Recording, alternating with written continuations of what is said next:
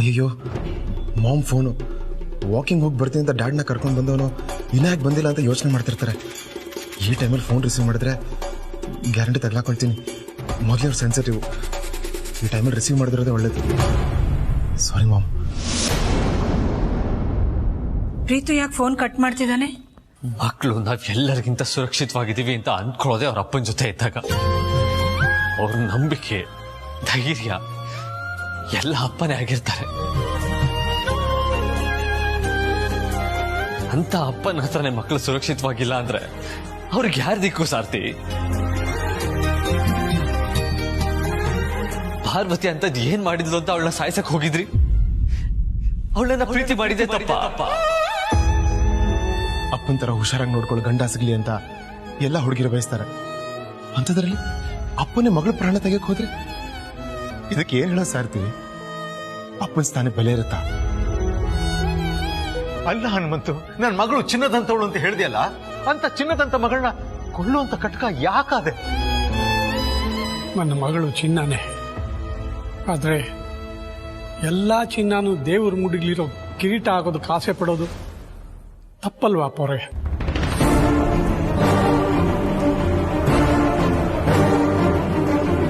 ನನ್ನ ಮಗಳು ಸಾಮಾನ್ಯಳು. ದೇವಸ್ಥಾನದಲ್ಲಿರೋ ಮೂರ್ತಿನ ದೂರದಿಂದಲೇ ನೋಡಿ ಕೈ ಮುಗಿಬೇಕು, ಅಷ್ಟಕ್ಕೆ ತೃಪ್ತಿ ಪಟ್ಕೋಬೇಕು.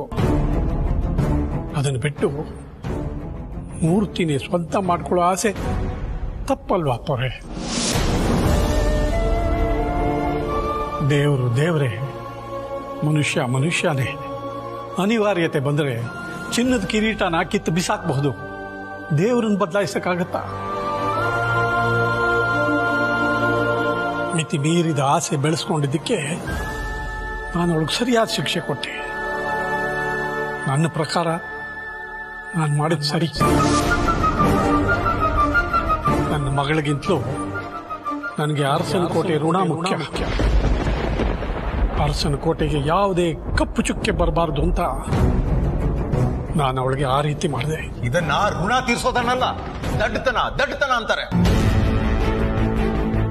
ನೀನ್ ಕೆಲಸ ಮಾಡಿದ ಮನೆತನದ ಪ್ರತಿಷ್ಠೆಗೋಸ್ಕರ ನೀನ್ ಸ್ವಂತ ಮಗಳನ್ನ ತ್ಯಾಗ ಮಾಡಕ್ ಹೊರಟಿರೋ ನಿನ್ನ ನಿಯತ್ ಬಗ್ಗೆ ನನ್ ಜಾಗದಲ್ಲಿ ಬೇರೆ ಯಾರಾದ್ರೂ ಇದ್ದಿದ್ರೆ ನಿನ್ ಕಾಲಿಗೆ ಬಿದ್ದಿರೋನೇನೋ. ಆದ್ರೆ ಈ ವಿಷಯದಲ್ಲಿ ನನಗ್ ಮಾತ್ರ ತುಂಬಾ ನೋವಾಗ್ತಿದೆ. ನನ್ನ ಮನಸಾಕ್ಷಿ ಪ್ರಕಾರ ಹೇಳೋದಾದ್ರೆ ಹೆತ್ತ ಮಗಳನ್ನ ಕೊಲ್ಲೋದೇ ಪರಿಹಾರ ಅಲ್ಲ ಹನುಮಂತು. ಒಂದ್ ವಿಷಯ ತಿಳ್ಕೊ ಹನುಮಂತು, ನಾನಿನ್ ಹೊಡೆದಿದ್ದು ನನ್ನ ಸೊಸೆ ಜೀವ ತೆಗಿಯೋಕೆ ಪ್ರಯತ್ನ ಪಟ್ಟೆ ಅಂತ ಮಾತ್ರ ಅಲ್ಲ, ಇನ್ ಮುಂದೇನು ಯಾವತ್ತೂ ಇಂಥ ಕೆಟ್ಟ ಸಾಹಸಕ್ಕೆ ಪ್ರಯತ್ನ ಮಾಡಬಾರ್ದು ಅಂತ. ಈಗ ನನ್ನ ಸೊಸೆ ಸಾವು ಬದುಕಿನ ಮಧ್ಯೆ ಹೋರಾಡ್ತಿದ್ದಾಳೆ. ಆದ್ರೆ ಆ ದೇವರು ಖಂಡಿತ ಅವಳನ್ನ ಉಳಿಸ್ಕೊಡ್ತಾನೆ ಅನ್ನೋ ನಂಬಿಕೆ ನನಗಿದೆ. ಅವ್ರ ಪ್ರೀತಿನ ಪರೀಕ್ಷೆ ಮಾಡ್ತಿದ್ದಾನಷ್ಟೇ, ಪ್ರೀತಿನ ಕಿತ್ಕೊಂಡು ಅನ್ಯಾಯ ಮಾಡಲ್ಲ. ನನ್ನ ಸೊಸೆ ಸಾವನ್ನ ಗೆದ್ದು ಬರ್ತಾಳೆ. ಆಗ್ಲಾದ್ರೂ ಇಂಥ ದೊಡ್ಡ ಕೆಲಸ ಎಲ್ಲ ಮಾಡೋದು ಬಿಟ್ಟು ಅವ್ರ ಪ್ರೀತಿನ ಅರ್ಥ ಮಾಡಿಕೊಂಡು ಸಹಕಾರ ಕೊಡು.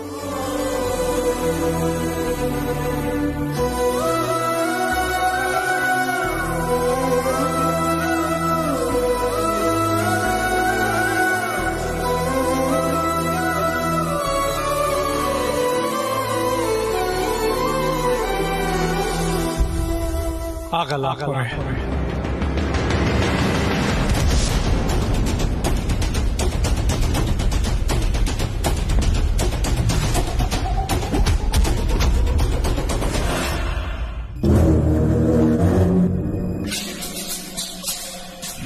ಅಪ್ಪ, ಪದ್ಮ ಏನಾದ್ರು ನಮ್ಮಿಬ್ರು ಪ್ರೀತಿನ ಒಪ್ಪಲಿಲ್ಲ ಅಂದ್ರೆ ನಾವಿಬ್ರು ಓಡೋಗ್ ಮದುವೆ ಆಗ್ಬಿಡ್ತೀವಿ. ಏನ್ ಚಿಕ್ಕಮ್ಮ ಅಲ್ಲಿ ಏನ್ ನಡೀತಿದೆ ನೋಡು. ಏನ್ ಚಿಕ್ಕಮ್ಮ ಅಲ್ಲಿ ಏನು ಇಲ್ಲ ನೋಡು. ನಾನು ಇಲ್ಲೇನು ನೋಡಿಲ್ಲ, ಇಲ್ಲೇನು ನಡೆದಿಲ್ಲ. ಗೊತ್ತಾಯ್ತಾ? ನೀನ್ ಯಾರಂತ ನನಗೆ ಗೊತ್ತಿಲ್ಲ, ನಾನು ಯಾರಂತ ನಿನಗೆ ಗೊತ್ತಿಲ್ಲ. ನಿನ್ ಸಿಂಡ್ರೆಲ್ಲ ಕಾಯಿಲೆ ಎಫೆಕ್ಟ್ ಕಡೆ ದಾಮಿನಿ. ಅಯ್ಯೋ ದೇವ್ರೇ, ಏನಾಯ್ತಪ್ಪ ನನಗೆ. ಈ ಸಿಂಡ್ರೆಲ್ಲ ಎಫೆಕ್ಟ್ ಇಂದ ಎರಡು ಕಣ್ಣಿಗೂ ನಾನು ವಿಲನ್ ತರ ಕಾಣಿಸ್ತಾ ಇದ್ದೀನಿ. ನನ್ನನ್ನು ಎಲ್ರು ವಿಲನ್ ಅಂದ್ರೂ ಪರವಾಗಿಲ್ಲ, ಆ ಕೆಲಸದವಳನ್ನ ಹೀರೋಯಿನ್ ಮಾಡ್ತಿದಾರಲ್ಲ, ಅದು ನನ್ನ ಕೈಗೆ ಸಹಿಸ್ಕೊಳಕ್ಕೆ ಆಗ್ತಾ ಇಲ್ಲ. ಇದಕ್ಕೆಲ್ಲ ಒಂದು ಫುಲ್ ಸ್ಟಾಪ್ ಇಡ್ಬೇಕು. ಇಡ್ತೇನೆ.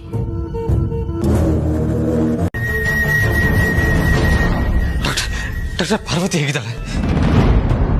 I am sorry to say this, ಅವರು ನಮ್ಮ ಟ್ರೀಟ್ಮೆಂಟ್ಗೆ ಸ್ಪಂದಿಸ್ತಾ ಇದ್ದಾರೆ.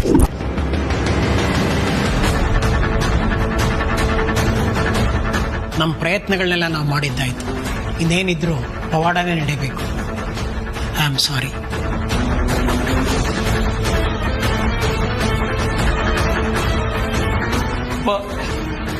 ನನ್ನ ಪಾರು ಆ ದೇವ್ರ ಮೇಲೆ ಭಾರ ಹಾಕಿ ಧೈರ್ಯದಿಂದ ಇರೋಣ. ಒಳ್ಳೆತನಕ್ಕೆ ಆ ದೇವ್ರು ಖಂಡಿತ ಅವಳನ್ನ ಕಾಪಾಡ್ತಾನೆ, ಆ ನಂಬಿಕೆ ನನಗಿದೆ. ಅವಳು ಯಾವುದಕ್ಕೂ ರೆಸ್ಪಾಂಡೇ ಮಾಡ್ದಿಲ್ವಂತಲ್ಲ ಅಪ್ಪ. ಬ್ರೋ, ಬೆಳಗ್ಗೆವರೆಗೂ ಟೈಮ್ ಇದೆ, ಅದಕ್ಕೆ ಖಂಡಿತ ರೆಸ್ಪಾಂಡ್ ಮಾಡೇ ಮಾಡ್ತಾರೆ. ಅಪ್ಪ, ನಾನು ಪಾರನ್ ನೋಡ್ಬೇಕು. ಆಯ್ತಪ್ಪ, ನೀನು ಹೋಗು, ಅವಳ ಹತ್ರನೇ ಇರು.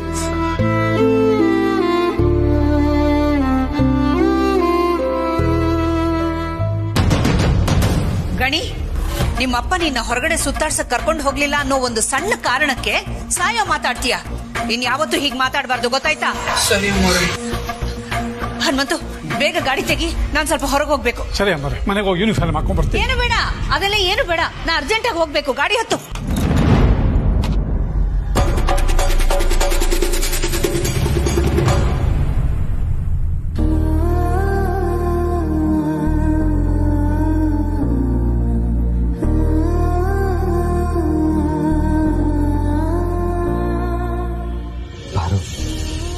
ನಿನಗೇನೂ ಆಗಲ್ಲ, ಧೈರ್ಯವಾಗಿರು.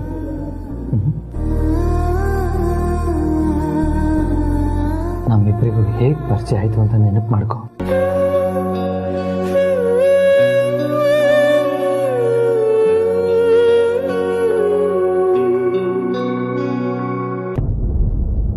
ಆಮೇಲೆ ನಾವಿಬ್ರು ಹೇಗೆ ಸ್ನೇಹಿತರಾದ್ವಿ ಅನ್ನೋದು ನೆನಪು ಮಾಡ್ಕೋಬಾರು.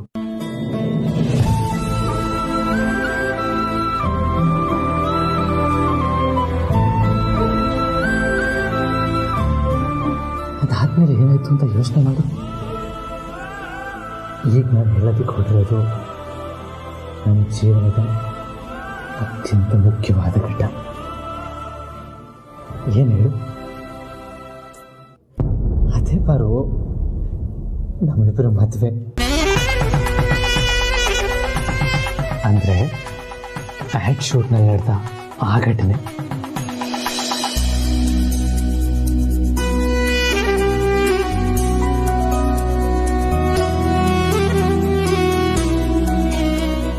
ನನ್ನ ಪಾಲಿಗೆ ಅವತ್ತೊಂದು ಶೂಟಿಂಗ್ ಮದುವೆ ಆಗಿತ್ತು. ಆದರೆ ನಿನಗೆ ನನ್ನ ರಕ್ಷಣೆಗೋಸ್ಕರ ನಿನ್ ಕುತ್ತಿಗೆಯಲ್ಲಿ ಉಳಿಸ್ಕೊಂಡ ಪ್ರೀತಿಯ ಕವಚ, ನಾನು ಕಟ್ಟಿದ ತಾಳಿ. ನಿನ್ನ ದೃಷ್ಟಿಲಿ ಆವತ್ತಿಂದ ನಾನು ನಿನ್ ಗಂಡ ಆಗಿದ್ದೆ. ಆದರೆ ನನ್ನ ದೃಷ್ಟಿಲಿ ನೀನೊಬ್ಳು ಒಳ್ಳೆಯ ಸ್ನೇಹಿತೆ. ಆದ್ರೆ ಯಾವತ್ತು ನೀನೇ ನನ್ನ ಕಣ್ಣಿನ ಹುಡುಗಿ ಅಂತ ಗೊತ್ತಾಯ್ತು, ಅವತ್ತು ನಿನ್ನ ಪ್ರೀತಿ ನಾನು ಬಿದ್ದು ಹೋದೆ ಬಾರು.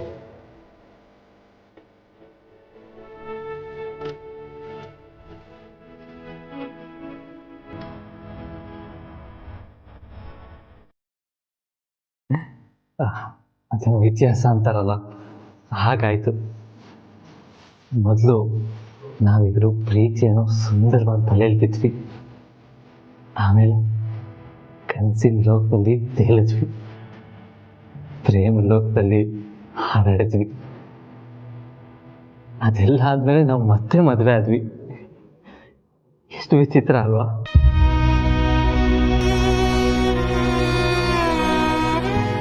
ಇಷ್ಟೆಲ್ಲ ಆಗೋವರೆಗೂ ನನ್ನ ಜೊತೆಗಿದ್ದೋಳು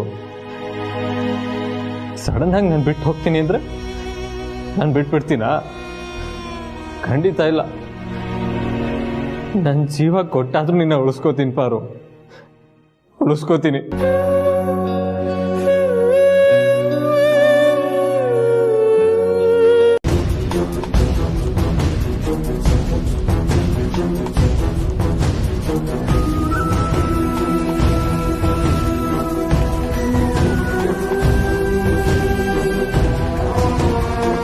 ಅಮ್ಮರೇ, ಯಾವ ಕಡೆಗೆ?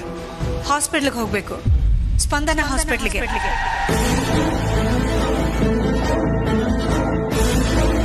ಯಾಕೆ ಹನುಮಂತು ಕಾರ್ ಸಡನ್ ಆಗಿ ನಿಲ್ಲಿಸ್ದೆ? ಅಲ್ಲ ಅಮ್ಮರೇ, ಆಸ್ಪತ್ರೆಗೆ ಯಾಕೆ? ರಘು ಆರೋಗ್ಯಕ್ಕೆ ಏನೋ ಸಮಸ್ಯೆ ಆಗಿದೆ ಹನುಮಂತು. ನನಗ್ ಗಾಬರಿ ಆಗುತ್ತೆ ಅಂತ ಆದಿ ಪ್ರೀತು ಅದನ್ನ ನನ್ನಿಂದ ಮುಚ್ಚಿಡ್ತಾ ಇದ್ದಾರೆ. ಅದಕ್ಕೆ ಹಾಸ್ಪಿಟ್ಲಿಗೆ ಹೋಗ್ಬೇಕು. ಓ, ಅಮ್ಮರು ಪಾರ್ವತಿ ಆಸ್ಪತ್ರೆಯಲ್ಲಿರೋದನ್ನ ಅಪ್ಪೋರೆ ಆಸ್ಪತ್ರೆಯಲ್ಲಿದ್ದಾರೆ ಅಂತ ಕನ್ಫ್ಯೂಸ್ ಮಾಡ್ಕೊಂಡಿದ್ದಾರೆ. ಏನ್ ಯೋಚನೆ ಮಾಡ್ತಿದ್ಯಾ ಹನುಮಂತು? ಬೇಗ ನಡಿ. ಏನಿಲ್ಲ ಅಮ್ಮರೇ, ನೀವು ಗಾಬರಿ ಆಗ್ಬೇಡಿ. ಅಪ್ಪವ್ರಿಗೇನು ಆಗಿರಲ್ಲ, ಹುಷಾರಾಗಿರ್ತಾರೆ. ಈಗಿಲ್ಲ ಅಂದ್ರೂ ಬೆಳಿಗ್ಗೆ ಮನೆಗೆ ವಾಪಸ್ ಬರ್ತಾರೆ. ನಾವು ಮನೆಗೆ ಹೋಗೋಣ. ನಾನು ಇಷ್ಟು ಟೆನ್ಷನ್ ನಲ್ಲಿದ್ದೀನಿ, ಇವನಿಷ್ಟು ಕೂಲಾಗಿ ಮಾತಾಡ್ತಿದ್ದಾನೆ ಅಂದ್ರೆ ಅವ್ರ ಮುಚ್ಚುಮರೆ ವಿಷಯದಲ್ಲಿ ಇವನು ಶಾಮೀಲಾಗಿದ್ದಾನೆ ಅನ್ಸುತ್ತೆ. ಹನುಮಂತು, ಈಗ ನೀನು ನನ್ನನ್ನ ಹಾಸ್ಪಿಟ್ಲ್ ಕರ್ಕೊಂಡು ಹೋಗ್ತೀಯೋ ಇಲ್ಲ ನಾನೇ ಕಾರ್ ಇಳಿದು ಟ್ಯಾಕ್ಸಿ ಮಾಡ್ಕೊಂಡು ಹೋಗ್ಲೋ? ಬೇಡ ಬಾರೆ,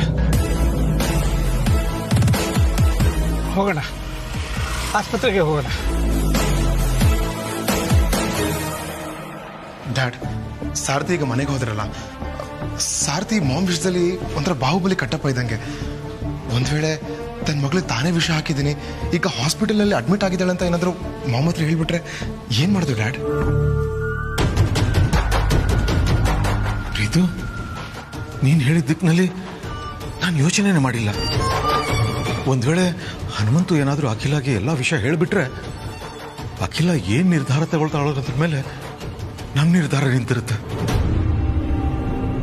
ಇಲ್ಲಿನ ವಿಷಯ ಅವಳಿಗೇನಾದ್ರೂ ಗೊತ್ತಾದ್ರೆ ಯಾವ ಕ್ಷಣದಲ್ಲಿ ಬೇಕಾದ್ರೂ ಅವಳು ಇಲ್ಲಿ ಬರಬಹುದು. ಎಕ್ಸ್ಕ್ಯೂಸ್ ಮೀ, ರಘು ಅನ್ನೋರು ಯಾವ, ಐಮ್ ಸಾರಿ, ಅರಸನಕೋಟೆ ರಘುರಾಮ್ ಅವರು ಯಾವ ವಾರ್ಡಲ್ಲಿ ಇದ್ದಾರೆ? ನಿಮಿಷ ಚೆಕ್ ಮಾಡಿ ಹೇಳ್ತೀನಿ. ಹಾಸ್ಟೆಲ್ ಯಾರು ಇಲ್ಲಮ್ಮ? ಇಲ್ಲ, ಖಂಡಿತ ಇಲ್ಲೇ ಟ್ರೀಟ್ಮೆಂಟ್ ತಗೊಂಡು 6,12,000 rupees, ಅರೌಂಡ್ ದಟ್ ಮಚ್ ಅಷ್ಟನ್ನ ಪೇ ಕೂಡ ಮಾಡಿದ್ದಾರೆ ನೋಡಿ. ಚೆಕ್ ಮಾಡಿ ನೋಡಿ ಹೇಳ್ತೀನಿ. ಆಗ್ಲೇ ಬಂದಾಯ್ತು ಡ್ಯಾಡ್.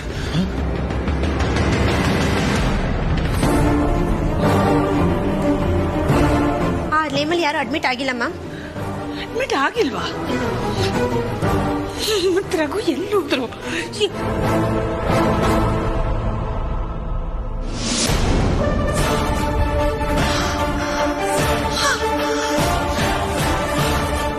ರಘು,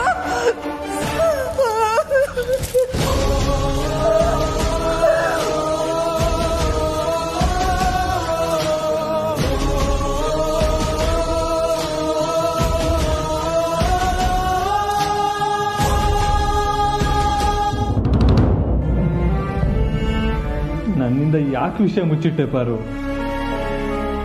ಸಾರ್ತಿ ನೀನ ಹೀಗೆ ಮಾಡೋಕೆ ಕರ್ಕೊಂಡು ಹೋಗ್ತಾ ಇದ್ದಾರೆ ಅಂತ ನಿನಗೆ ಗೊತ್ತಿತ್ತು ತಾನೆ. ನೀನಿರದೆ ನಾನಿರೋದಕ್ಕೆ ಯಾಕೆ ನನ್ನ ಮೆಂಟಲಿ ಪ್ರಿಪೇರ್ ಮಾಡ್ತಾ ಬಂದೆ? ಪಾರು, ನಿನ್ನ ಬಿಟ್ಟು ನಾನು ಇರ್ತೀನಾ? ಅದು ನನಗೆ ಸಾಧ್ಯನಾ? ಹೇಗೆ ನೀನೆಲ್ಲ ಡಿಸೈಡ್ ಮಾಡಿದೆ?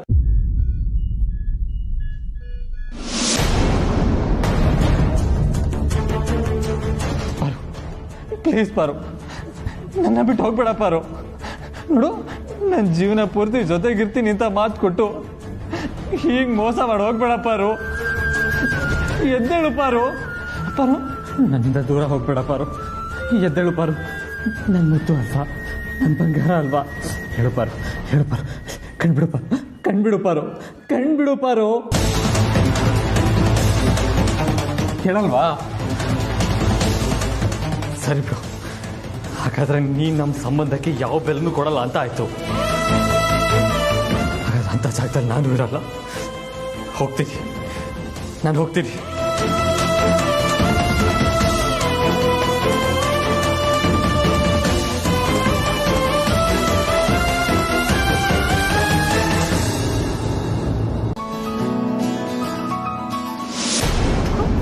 ದರಿದ್ರದವಳು ಹಬ್ಬದ ದಿನ ಮನೆಗೆ ಒಕ್ಕರ್ಸ್ಕೊಂಡ್ಲು. ಇವಳ ಮುಖ ನಾನು ನೋಡ್ಕೊಂಡಿರ್ಬೇಕಾ ಹಬ್ಬದಲ್ಲಿ? ನನ್ನ ಕೈಲಾಗಲ್ಲಪ್ಪ. ಹಾ, ನಾನು ಶಾಪಿಂಗ್ ಮಾಡ್ಕೊಂಡು ಬರ್ತೀನಿ. ಇದನ್ನೆಲ್ಲ ನೋಡ್ತಾ ಇದ್ರೆ ನನಗೆ ನನ್ನ ಮಗಳು ತವರಿಗೆ ಬಂದಿದ್ದಾಳೆ, ನನ್ನ ಇಬ್ರು ಸೊಸೆಯಂದ್ರು ಸೇರಿ ಅವಳನ್ನ ಆರತಿ ಮಾಡಿ ಮನೆ ಒಳಗಡೆ ಕರ್ಕೋತಾ ಇದ್ದಾರೆ ಅಂತ.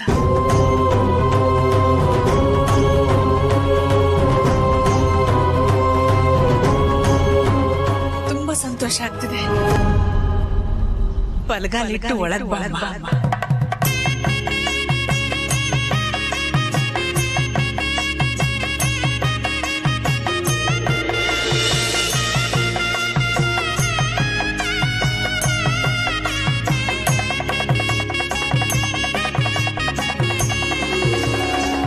ಜನನಿ, ಎಲ್ಲ ಸಿದ್ಧತೆನೂ ಆಗಿದೆಯಮ್ಮ? ಎಲ್ಲ ರೆಡಿ ಇದೆ. ಇವತ್ತು ನಮ್ಮ ನಾಡ ಹಬ್ಬ. ನನ್ನ ಮಗಳು ಮನೆಗೆ ಬಂದಿರೋ ಸಂತೋಷದಲ್ಲಿ ಎಲ್ಲರೂ ಸೇರಿ ಇದನ್ನ ಸಂಭ್ರಮದಿಂದ ಆಚರಿಸೋಣ. ಎಲ್ಲರೂ ಫ್ರೆಶ್ ಆಗಿ ಬನ್ನಿ. ಬಾಮ್ಮ ಮಗಳೇ.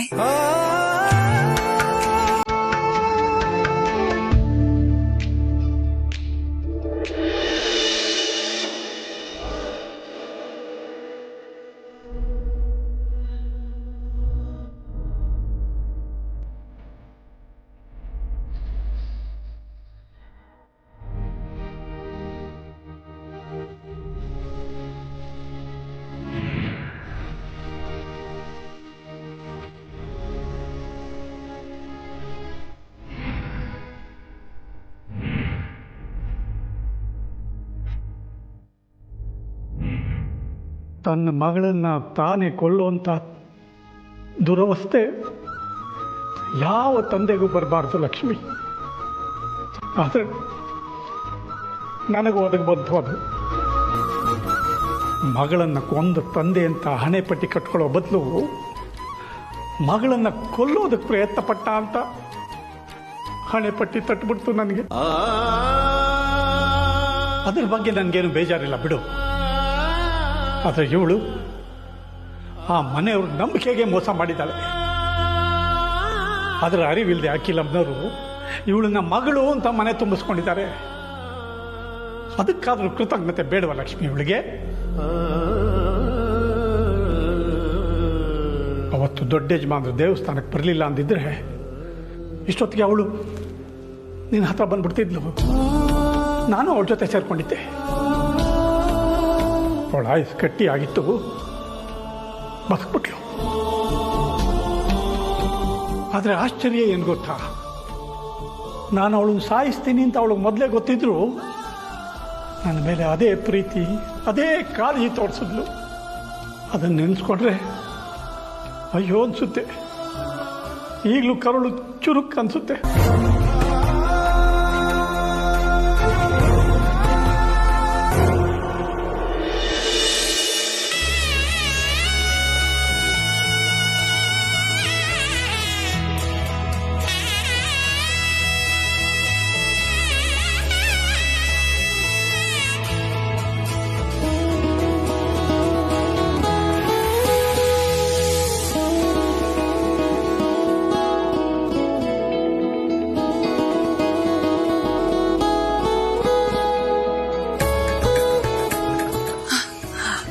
ಪರವಾಗಿಲ್ಲಮ್ಮ ಜನನಿ, ನಾನು ಪಾರ್ವತಿ ಇಬ್ರು ಆಸ್ಪತ್ರೆಯಲ್ಲಿದ್ವಿ. ಆದ್ರೂ ನೀನೊಬ್ಳೆ ಇಷ್ಟೆಲ್ಲ ಸಿದ್ಧತೆ ಮಾಡ್ಕೊಂಡಿದೀಯಾ. ತುಂಬಾ ಚೆನ್ನಾಗಿದೆ ಅಮ್ಮ.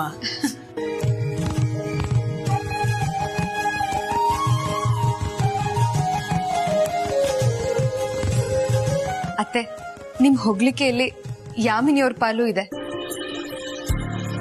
ಹೌದೇನಮ್ಮ?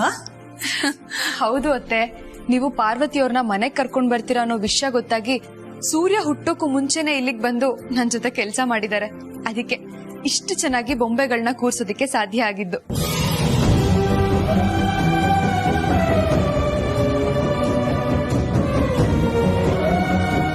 ಯಾಮಿನಿ, ನಮ್ಮ ಮನೆತನಕ್ಕೆ, ನಮ್ಮ ಕುಟುಂಬಕ್ಕೆ ನೀನೇ ಹೇಳಿ ಮಾಡಿಸಿದ ಸೊಸೆ ನಮ್ಮ.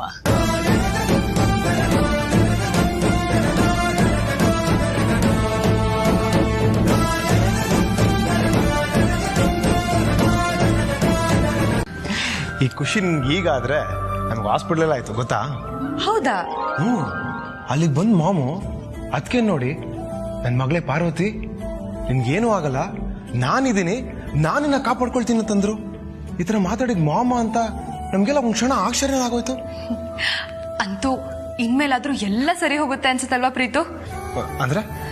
ಅಂದ್ರೆ ಪಾರ್ವತಿಯವ್ರನ್ನ ಈ ಮನೆ ಸೊಸೆ ಅಂತ ಅತ್ತೆ ಒಪ್ಕೊಳ್ಳೋ ಟೈಮ್ ಇನ್ನೇನ್ ಹತ್ರ ಬಂತು ಅನ್ಸುತ್ತೆ. ಆ ಅಮೃತ ಗಳಿಗೆಗೋಸ್ಕರ ತಾನೆ ನಾವೆಲ್ಲರೂ ಕಾಯ್ತಾ ಇರೋದು.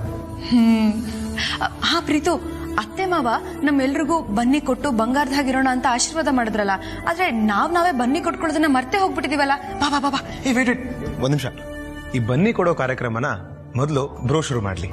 ಯಾರಿಗೆ? ಇನ್ಯಾರಿಗೆ? ನಮ್ಮ ಪಾರ್ವತಿ ಅದಕ್ಕೆ. ಬಾ.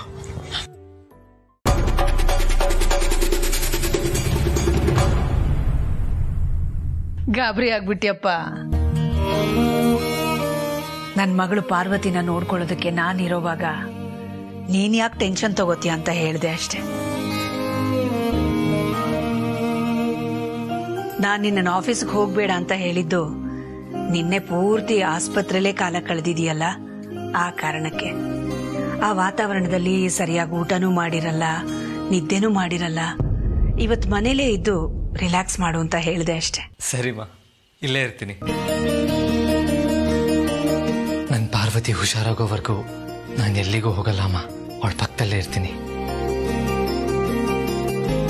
ಅತ್ತೆ, ನಿಮ್ ಮಾತು ಕೇಳ್ತಿದ್ರೆ ನನಗೆ ನನ್ನ ತಾಯಿ ಹೇಳಿದ ಮಾತು ನೆನಪಾಗ್ತದೆ. ಏನಮ್ಮ? ಮಗನಿಗೆ ಒಳ್ಳೆ ತಾಯಿ ಆದವರು ಸೊಸೆಗೂ ಒಳ್ಳೆ ಅತ್ತೆ ಆಗ್ತಾರಂತೆ. ಮಗನ ನೆಮ್ಮದಿ ಯೋಗಕ್ಷೇಮನ ಬಯಸೋ ತಾಯಿ ಖಂಡಿತ ತನ್ನ ಸೊಸೆನ ತನ್ನ ಜೀವನದ ಒಂದು ಭಾಗ ಅಂತಾನೆ ಭಾವಿಸಿರ್ತಾರೆ. ಸೊಸೆನ ಹೊರಗಿನವಳ ತರ ಟ್ರೀಟ್ ಮಾಡಿ ಗ್ಯಾಪ್ ಕ್ರಿಯೇಟ್ ಮಾಡಲ್ಲ. ನಿಜ ಹೇಳ್ಬೇಕು ಅಂದ್ರೆ ನಿಮ್ಮನ್ನ ಅತ್ತೆ ಆಗಿ ಪಡಿತಿರೋದಕ್ಕೆ, ಅರಸನ ಕೋಟೆಯ ಸೊಸೆಯಾಗಿ ಬರ್ತಿರೋದಕ್ಕೆ ನನಗೆ ಬಹಳ ಹೆಮ್ಮೆ ಅನ್ನಿಸ್ತಿದೆ ಅತ್ತೆ. ನಿನ್ನಂಥ ಹುಡುಗಿ ನಮ್ಮನೆ ಸೊಸೆಯಾಗಿ ಬರ್ತಾ ಇರೋದು ನನಗೂ ತುಂಬಾ ಹೆಮ್ಮೆ ಕಣಮ್ಮ. ಪಾರ್ವತಿ, ಆರಾಮಾಗಿರು, ರೆಸ್ಟ್ ತಗೋ, ಏನೇ ಬೇಕಾದ್ರೂ ಕೇಳು, ಆಯ್ತಾ? ನೀವೇನು ತಲೆ ಕೆಡ್ಸ್ಕೋಬೇಡಿ ಅತ್ತೆ. ಪಾರ್ವತಿಯವ್ರ ಜೊತೆ ನಾನಿರ್ತೀನಿ. ಅವ್ರ ಬೇಕು ಬೇಡಗಳನ್ನೆಲ್ಲ ನಾನು ನೋಡ್ಕೊಳ್ತೀನಿ. ನಿನ್ನಂಥ ಹುಡುಗಿ ನಮ್ಮನೆ ಸೊಸೆ ಆಗ್ತಿರೋದು ನಮಗ್ ಹೆಮ್ಮೆನಮ್ಮ.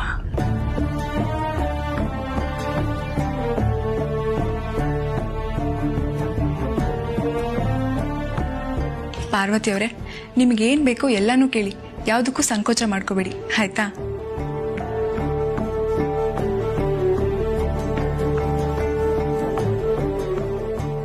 ನೀವ್ಯಾಕೆ ಅಲ್ಲೇ ನಿಂತಿದ್ದೀರಾ? ಕೂತ್ಕೊಳ್ಳಿ. ಇಲ್ಲ, ಪರವಾಗಿಲ್ಲ.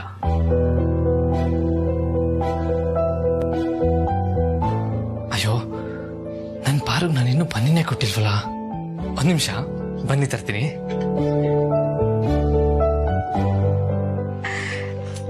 ನೋಡಿದ್ರ ಪಾರ್ವತಿ ಅವರೇ, ನನಗೆ ಬನ್ನಿ ಕೊಡ್ಬೇಕು ಅನ್ನೋದು ನೆನಪಾಗಿ ಎಷ್ಟು ಖುಷಿಯಿಂದ ಹೋದ್ರು ಅಂತ. ಪಾಪ, ಯಜಮಾನ್ರನ್ನ ಮದ್ವೆ ಆಗ್ತಿದ್ದೀನಿ ಅನ್ನೋ ಖುಷಿಲಿದ್ದಾರೆ. ಆದ್ರೆ ನಾನು ಈಗಾಗ್ಲೇ ಅವ್ರನ್ನ ಮದ್ವೆ ಆಗಿದ್ದೀನಿ ಅಂತ ಗೊತ್ತಾದ್ರೆ ಎಷ್ಟು ದುಃಖ ಪಡ್ತಾರೋ.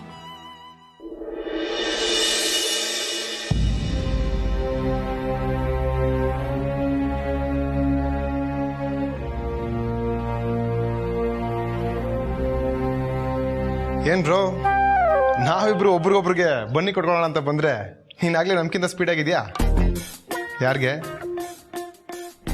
ಹಾ, ಗೊತ್ತು ಪರವಾಗಿಲ್ಲ, ಅಡಿ ಕೊಡು ಬ್ರೋ. ನಿಮಿಷ, ಈಗ ಹೋಗು ಬ್ರೋ.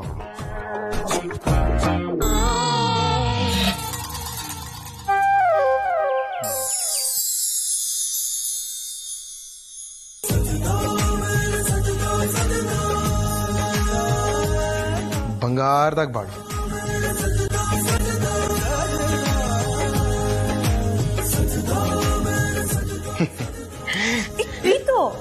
ಕಾಲಿಗೆ ಬೀಳ್ತೀನಿ ಅನ್ಕೊಂಡ? ಕಾಮಿಡಿ. ನೀನೊಂದು ಅದ್ ಹಾಗಿರ್ಲಿ ಬಿಡು. ಭಾವ 2 ಬೌಲ್ ಬನ್ನಿ ತಗೊಂಡ್ ಹೋಗ್ತಾ ಇದ್ರು, ನೀನ್ ಯಾಕೆ ಒಂದೇ ಬೌಲ್ ಬನ್ನಿ ಕೊಟ್ಟು ಕಳಿಸ್ದೆ? ಒಂದು ಬೌಲಲ್ಲಿರೋ ಬನ್ನಿನ ಪಾರ್ವತಿ ಅದಕ್ಕೆ ಕೊಡ್ತಿದ್ದ, ಇನ್ನೊಂದು ಬೌಲಲ್ಲಿರೋ ಬನ್ನಿನ ಯಾಮಿನಿಯವ್ರಿಗೆ ಕೊಡ್ತಿದ್ದ. ಆದ್ರೆ ಈಗ ಬ್ರೋ ಒಂದೇ ಬೌಲಲ್ಲಿ ಬನ್ನಿ ತಗೊಂಡ್ ಹೋಗಿರೋದ್ರಿಂದ ಯಾರು ಕೊಡ್ತಾನೆ ಬನ್ನಿನ?